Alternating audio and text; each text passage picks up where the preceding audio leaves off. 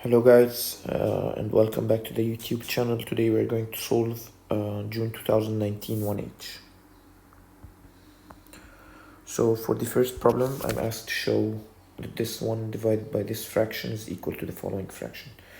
So first of all, I'm gonna convert these fractions. I'm gonna multiply 4 by 3, it's 12 plus 2, it's gonna be 14. So I'll have 14 over 3 divided by this fraction. So I'm gonna multiply 1 by 9, it's gonna give me 9 plus 1, it's gonna be 10. So I'll have here divided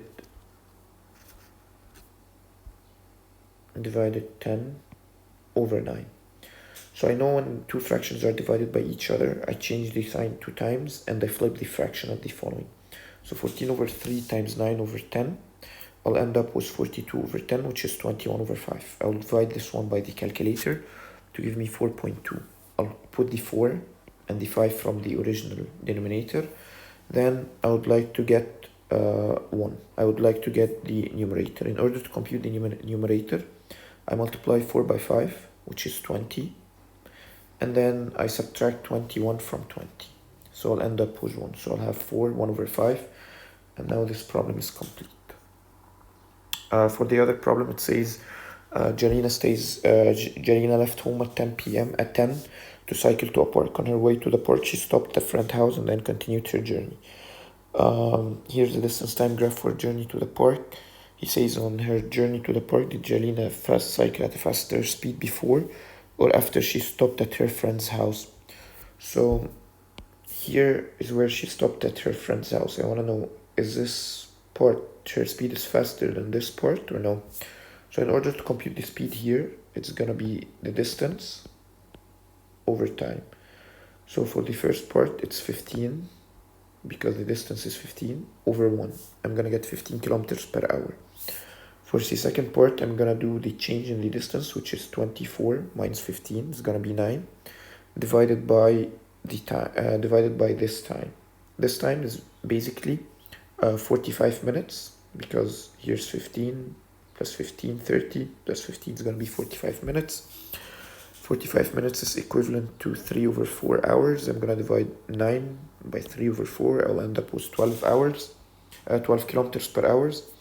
So she's faster before she stops at her friend hours, because the speed is 15 kilometers per hour as written here. So it says again, Jelena stayed at the park for 45.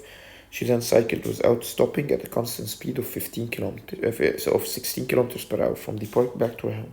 Show all this information on a distance time graph. So to show the information, first of all, she stopped for 45 minutes, which is 3 blocks. I know that each block is 15 minutes, so that's where she stayed.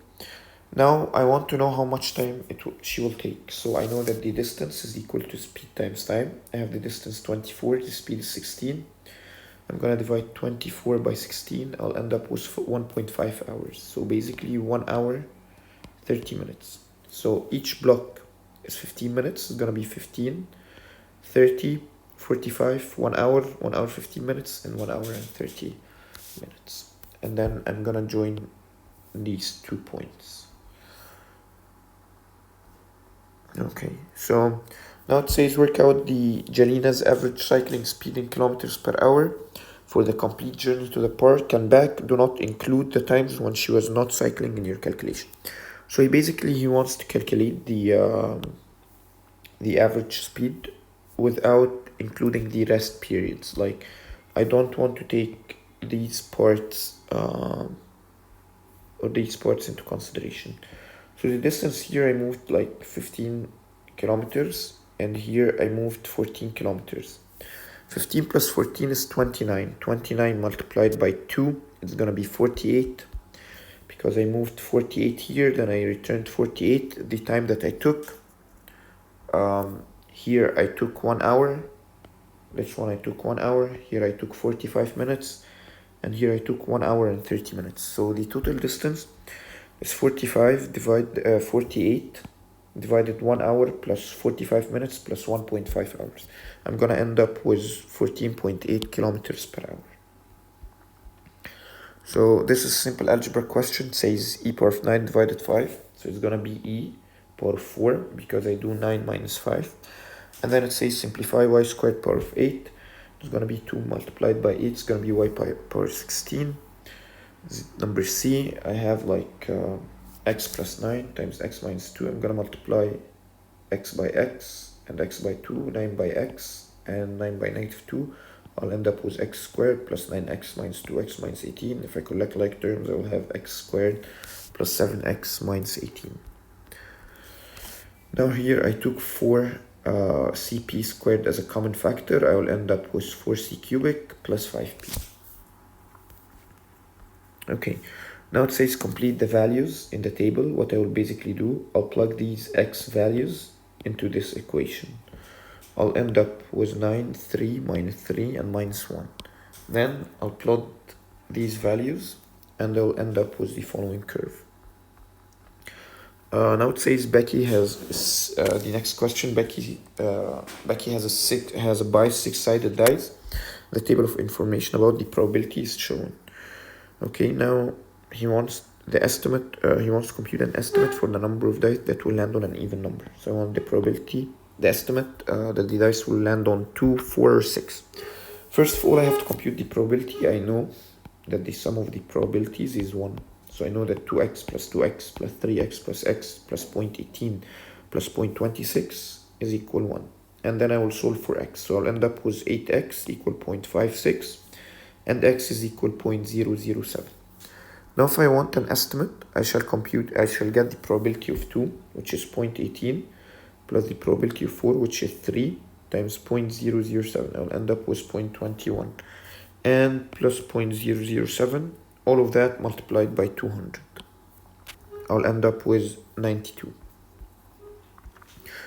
The next question, number 6, it says the diagram shows a solid cuboid made from wood. I'm given the following density and I want to compute the mass. I know that the density is equal mass over volume. So if I want to compute the mass is basically the density times the volume. So I'll have the density is 0.7 and the volume is 12 times 8 times 5. So I'll end up with 336 grams. Now if I want to write this number as an ordinary number, so it's basically 1, 2, 3, 4, 5, 6. I'll move 6 after the 0.7. Now it wants to write this one in standard form. I'll put a decimal here and then I will move back 1, 2, 3. This is going to be 4 times 10 power negative 3.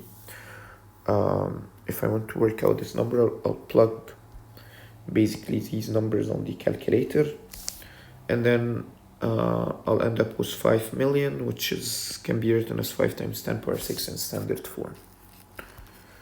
Okay, now this problem, it says that on the 1st of January 2016, Lee bought a boat for the following value and depreciates by 8% per year.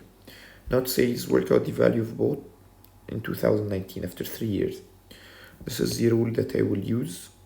The original value is 170,000, and now I will do 1 minus 8 power of 1 minus 8 over 100, which is 8%, all to the power of 3. I will end up with 132,377. Okay.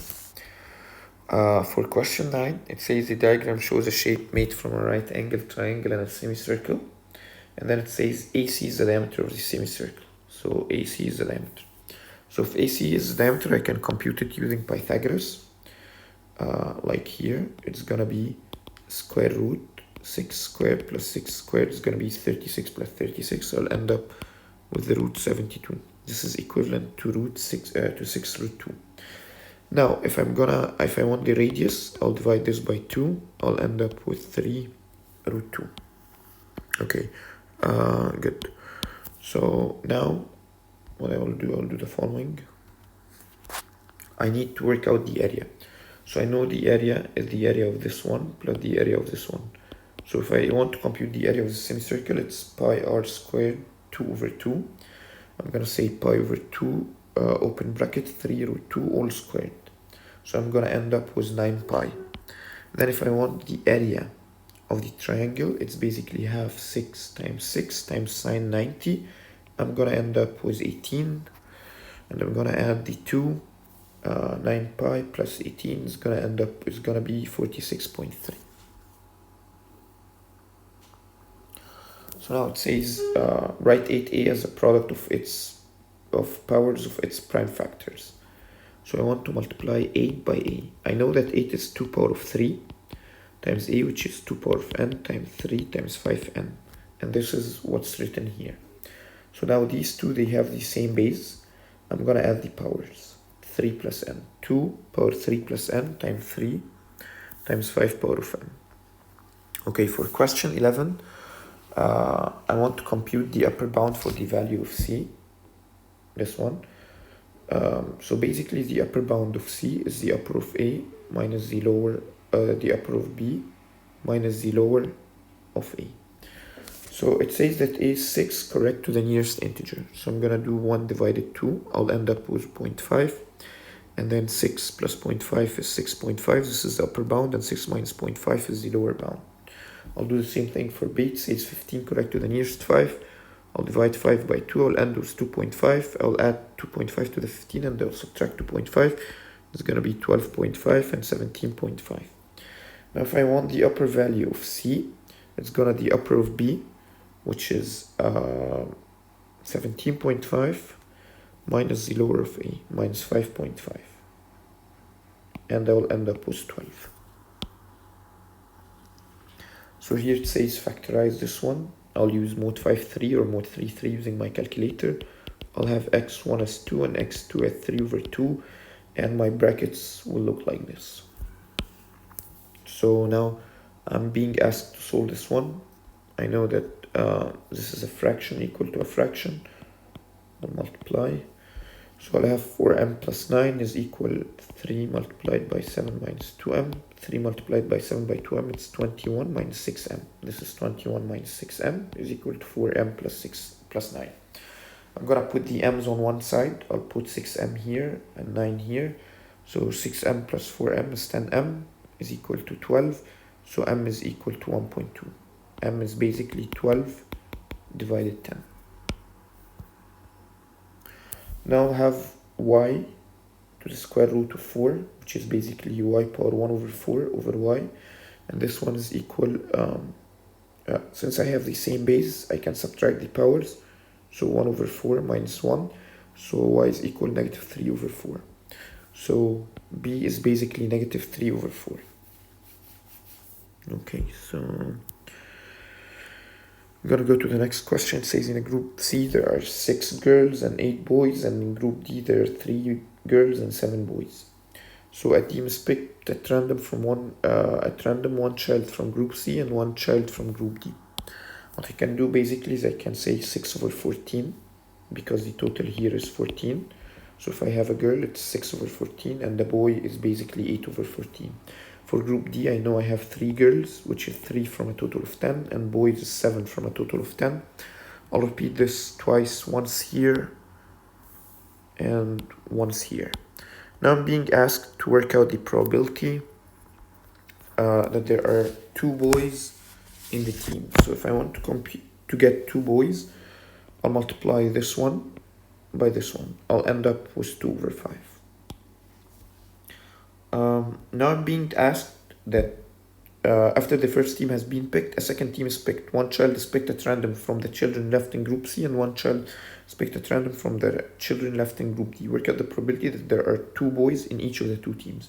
So basically the question is saying that I would like to make 2 teams, and each team should have 2 boys. So what is the probability that the 2 teams will have 2 boys? So first, the probability of the first team to have 2 boys, this is the probability.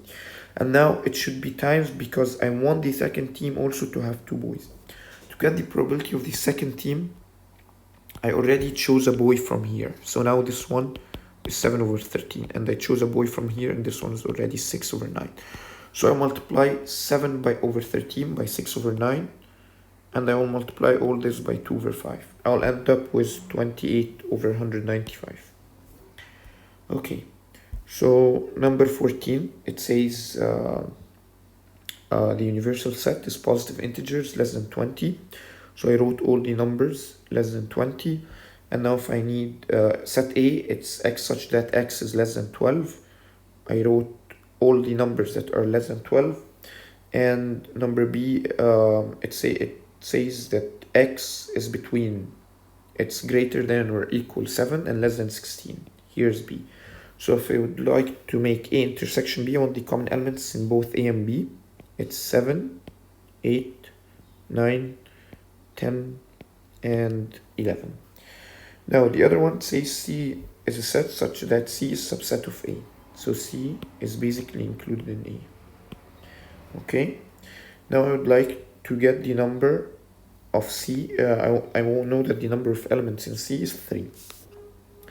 So, and it says that given all the members in C are even numbers. So I know that all of the members of C are even. So I'm going to choose any 3 even numbers in A.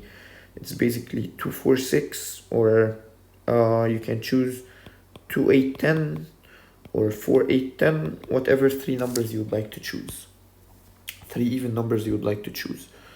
Okay, for question 15, it says use the algebra to show that the recurring decimal is equal to the following. So the first step, I'm going to write x is equal to 0.254545454.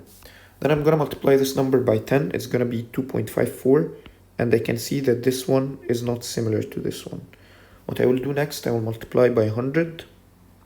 And I will see that almost starting from here, this decimal is the same like here. So what I will do, I will subtract these two together. I'll have 25.4 minus 0.2. It will give me 25.2. 100x minus x. I'll end up with 99x. To get x, I will do 25.2 divided by 99. I will end up with 14 over 55. Okay, the next question is a sequence question. It says, here are the first 5 terms of an arithmetic sequence. So I know that the difference is d equal 3. I would like to get the sum of the first 100 terms. So I know that Sn is equal n over 2 times 2a plus n minus 1 over d. So n is 100, 2a, 2 times 7, a is the first term, plus 99 times 3, which is d. I'll end up with 15,550. Okay, so I have here, it says a and b are two similar vases. And I have height of a is 24, height of b is 36. Okay, so I'll write a to b is 24 to 36. Then it's gonna be 2 to 3. Okay, it says work out the surface area of the vase B. So how do I compute the surface area? First, I need to square the ratio. So I squared the, don't look at this one. I'll need to square the ratio. If I square the ratio, 2 to 3 squared, I'll end up with 4 to 9. I'll put 960 under A, vase A, and then if I want to get B, it's basically 960 times 9 divided 4, I'll end up with 2160. So it says vase B has a volume of V. Find in terms of V an expression for the volume. So for the volume, I have first to make, I'll have to take the cube of this ratio, which is 2 cubic to 3 cubic. I'll end up with 8 to 27. And B, the volume of B is equal to V. Now if I want the volume of A, I'll do cross multiplication. So it's 8V divided by 27. Let's continue to the next question. So I'm asked to calculate the length of the PR. This is simply a cosine rule, just plug and play. So I'll end up with square root 17.8 squared plus 26.3 squared minus 2 multiplied by 17.8 multiplied by 26 multiplied by cosine 36. I'll end up with 15.8. Question 19 is a statistics question. First of all, I will have to divide the frequency by the interval width. So 15 divided 20, I'm going to get 0.75. 48 divided 15, which is the interval width, it's going to be 3.2, 4.2, and 1.6. Then I'm going to start here from 0 to 20, and I will go 0.75. Remember that each block is 0.1, is equal to 0.1. And from 20 to 35, I'll go 4.2, 3.2. Then from 35 to 40, it's going to be 4.2. And from 40 to 50, it's going to be 1.6. So this is how the histogram looks like. Now, this question, I would like to calculate angle BCD. So I constructed this line because I know that the angle between a tangent and a chord is equal to the opposite angle Remember that I'm given this side is equal to this side, so this is an isosceles triangle, so 70, this one's 71, this one's 71. Now I've got this angle, 180 minus 71 times 2, it's going to be 38. I know that ABCD is a cyclic quad, so the sum of this angle plus this angle is 180, so this angle is going to be 142. So now let's go to question 21.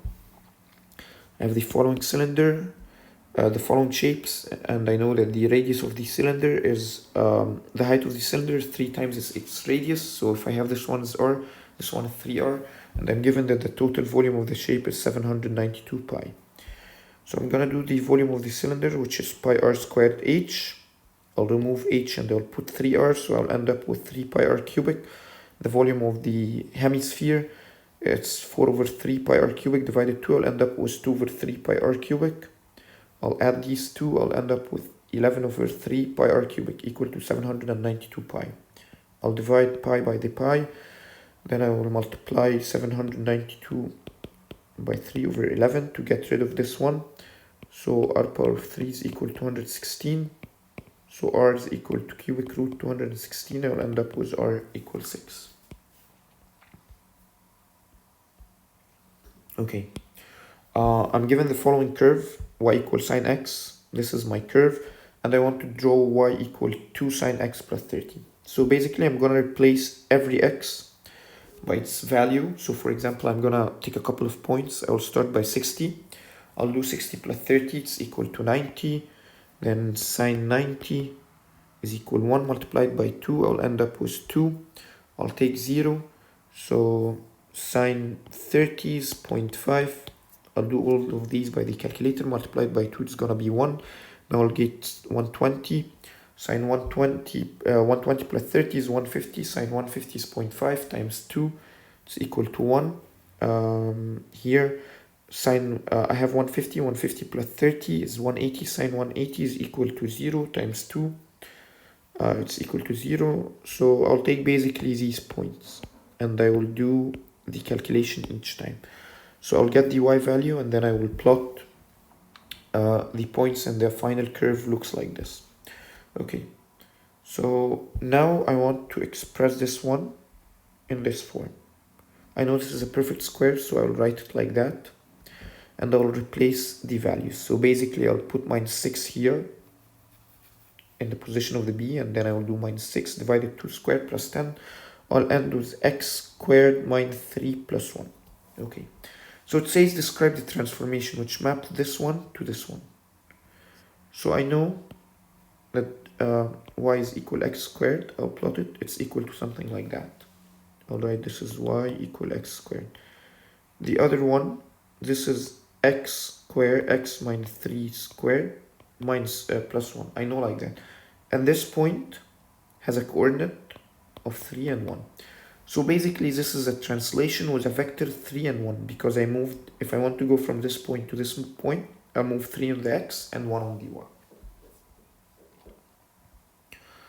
Okay, the question before the last, it says ABCD is a kite with AB is equal to AD and CD is equal to CB.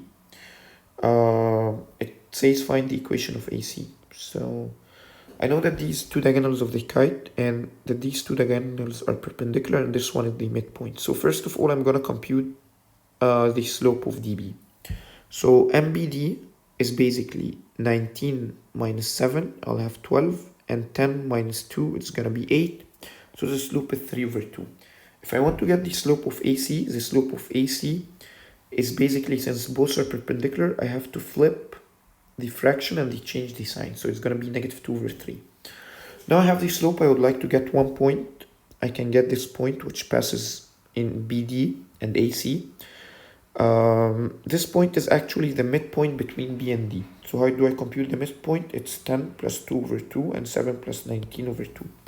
I'll end up with 6 and 13. So I'll write y minus y1, which is 13, over x minus x1, which is 6, is equal to negative 2 over 3. What I will do, I'll do cross multiplication.